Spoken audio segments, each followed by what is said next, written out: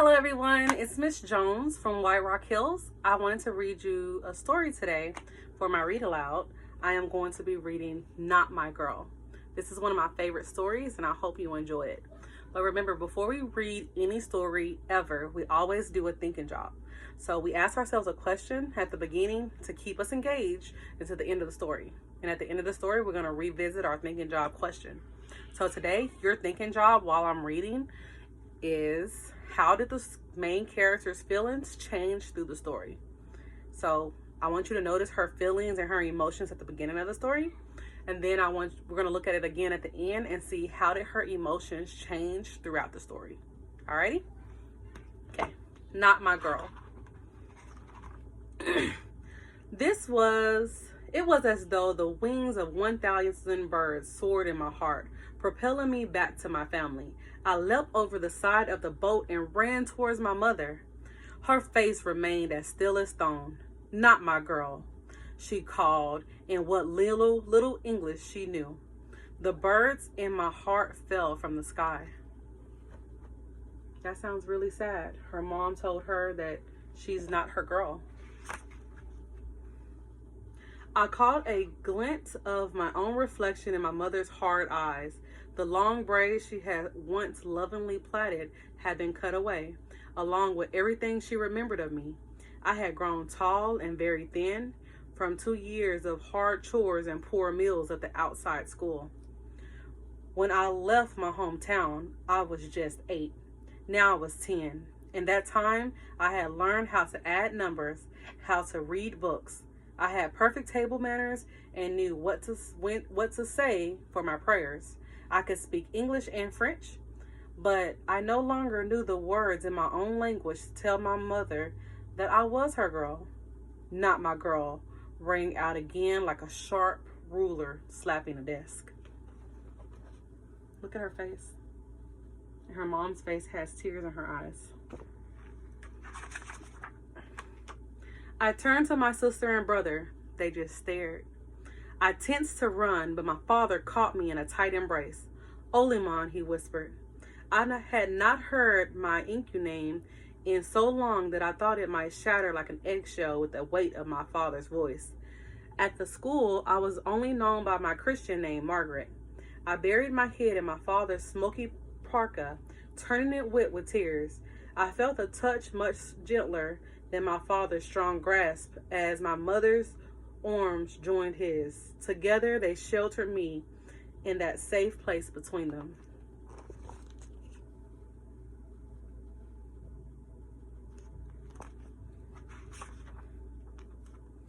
We might have embraced forever had my tummy not growled. Luckily, my mother had brought my favorite food for me, well blubber, muktuk, and dried fish, pitsy. No more cabbage soup, porridge, or muskrat like I was fed at the school. So she was really excited that her mom brought her traditional foods with her because she was so hungry. I took a piece of the muktuk and shoved it in my mouth. I chewed and chewed it and tried to wrestle the rubbery chunk down, but my throat closed and my stomach turned. I had to spit it out. I followed my family home silently. As they honked away like a gaggle of geese, I wondered what kind of bird had I become. I no longer felt like I belonged to the flock. So she's feeling a little confused. She feels down. She's wondering if she even belongs to her family anymore.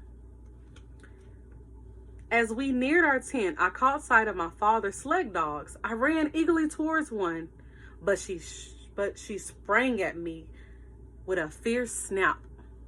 Wait until you wear our scent again, Oliman, my father said, reassuring me with the English he had learned as a boy at the outsider school. So they have a set of dogs to pull their sled.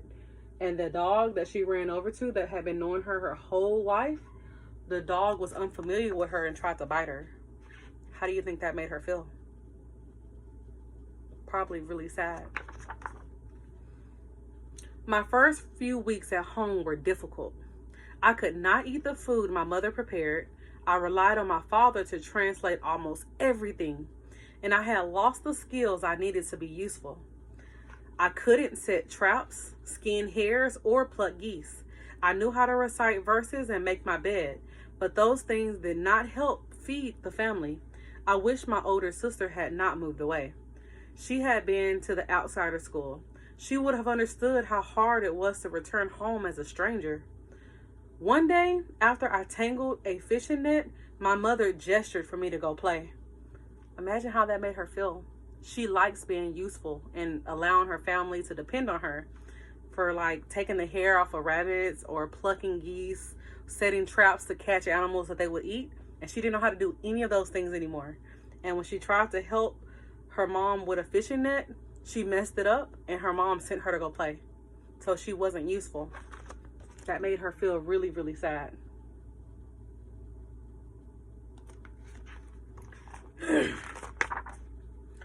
I ran straight for my friend's house.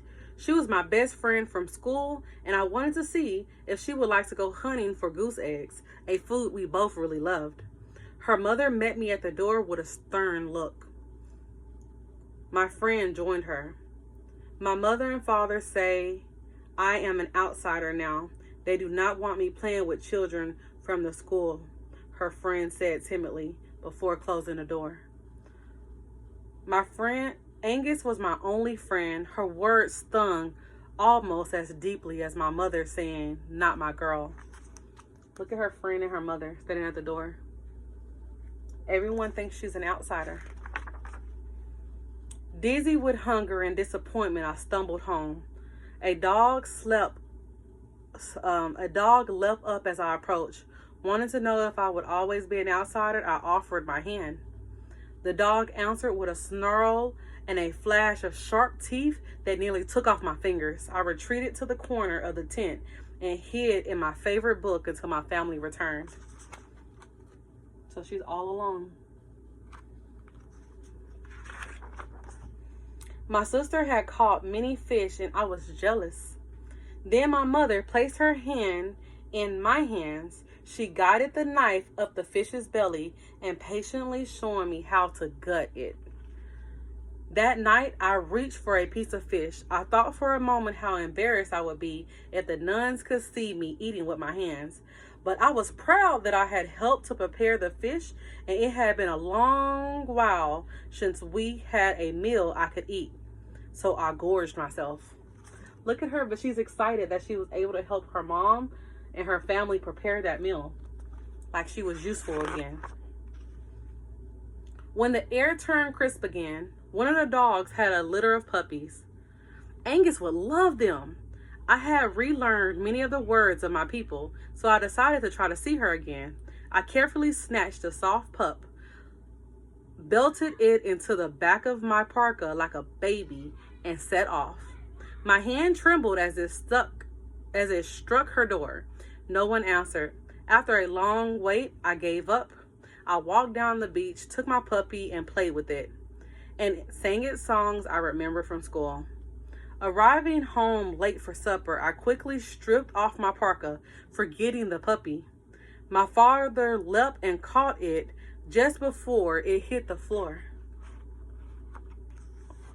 That was her playing with the puppy, but I wonder what her family's gonna say when she almost just threw the puppy to the ground. "Alamon," my mother shouted.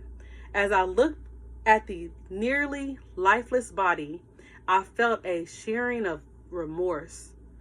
"How long have you had this puppy?" my father asked. I shrugged. "Since morning." My father knelt down. "Olimon, puppies need their mother's milk." "Will it die?" I asked. "I'm not sure," he said sadly. It was too much. It was all too much. I turned and ran out into the night towards the northern lights dancing down from the sky. Grandmother once told me that if I whistled to them, they would reach down and snatch me away. I whistled until my lips hurt, but they ignored me. So she went to the northern lights, which is different colored lights that's in the sky. And she thought that if she whistled, it would tell her ancestors and her family that she's there, and they would respond and give her some type of sign, but no one responded. Instead of scolding me when I returned, my father called me to the fire and handed me an eyedropper. I took it, sucked up some white rice water, and released it into the puppy's mouth. I had nurse patients at the hospital next to the school, and I knew how to care for the sick. I stayed up all night feeding my little patient. In the morning, we took the puppy outside. At first, his mother pushed him away. He whimpered. Like me, he no longer carried his family scent. I closed my eyes and wished for all my heart I'd never taken a puppy. When I looked again, his mother was licking him. My father squeezed me to him and smiled. By the time the snow came, eating was getting easier, and while I was still happy to share my muktuk with the puppy, I kept a Pepsi for me. I had regained my family's scent, and I often helped my father with the dogs. So after the whole puppy incident, it seems like things was turning around for our main character. I hear a lot of positive. One day he asked me to join him on a hunting trip. I was ecstatic. I love traveling by dog sled. We were far out to the barren tundra when my father asked, Oliman, do you know the dog commands? Yes, I said confidently. Ye means go right and left is ho. He laughed, hopping off and leaving me in command. The dogs were moving fast and my heart was racing. How? I called excitedly, meaning to avoid the pond on the left. But I had confused my commands. The dog went towards the pond. Yee, yee, I shouted. The dogs bolted sharply to the right. How? I countered. They darted so quickly left I nearly flew off the sled. Panicked, I repeated, how? My command tamed the line into a tight quarrel that slowed to a stop. Atta girl, Alaman, my father shouted. As we rode back to town, I felt proud standing ahead of him on the runners. I was sure he was proud too. He let me drive often after that. On Christmas morning, I awoke to the smell of Boknak. My father sat like Santa with a load of presents. He gave my brother a train and my sisters beautiful porcelain dolls. There was nothing for me.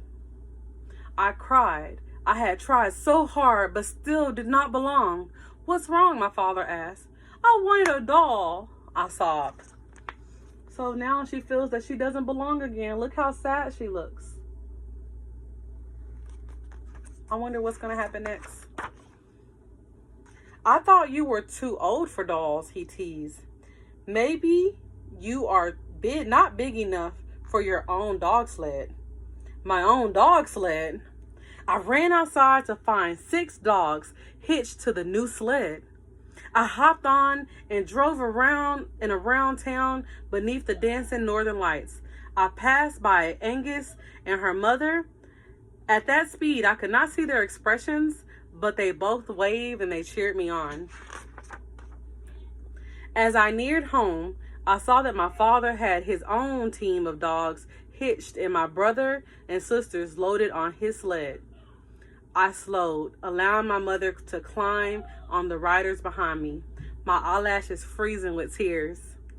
As we all sped off like a swift-winged flock, the sound of my mother's voice filled my ears. My girl, she shouted proudly, and the birds rose up in my heart to soar high once again. Oh, isn't that sweet? Her mother told her that she's my girl again. And so remember, the whole name of the story is Not My Girl. And the whole time, that's what she kept remembering, that her mom said, not my girl. And now she's excited again that her mom called her my girl. And that's the end of this story. So we're going to reflect back on our thinking job. Our thinking job was, how did the main character's feelings or emotions change throughout the story? So I want you to make sure that you tell your mom, dad, or the person sitting with you the answer to that question. Alrighty, everyone. This is the most exciting part. I'm about to draw a name from my name box. Shaking it up really good. We're going to see which scholar is going to receive this book. Alrighty. Leo Eresuris, 3rd grade. So if this is you, you will be receiving this book in the mail. I cannot wait for you to receive it. I hope you all have a wonderful evening, and thank you so much for listening to my read aloud. Bye.